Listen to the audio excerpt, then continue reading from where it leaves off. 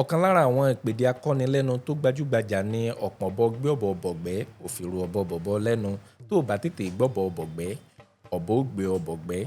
Kódà bàbá wa Tunde Kelani ṣe àmúlò rẹ̀ nínú ọ̀kan lára àwọn eré wọn tí í ṣe Agogo Èèwọ. Ọ̀pọ̀nbọ gbé ọ̀bọ bọ̀gbẹ́, òfìrù ọ̀bọ bọ̀bọ lẹ́nu, tó bá tètè gbọ́bọ bọ̀gbẹ́, ọ̀bọ ó gbé ọ bọ̀gbẹ́. Yàtọ̀ sí pé a lè fi dárayá tàbí mọ bí a ṣe dáńtọ́ tó ní sísọ ọ̀rọ̀ Yorùbá, ọgbọ́n wà nínú ìpèdè yìí. Ọ̀pọ̀n ọ̀bọ gbé ọ̀bọ bọ ìgbẹ́, òfìrù ọ̀bọ bọ ọ̀bọ lẹ́nu.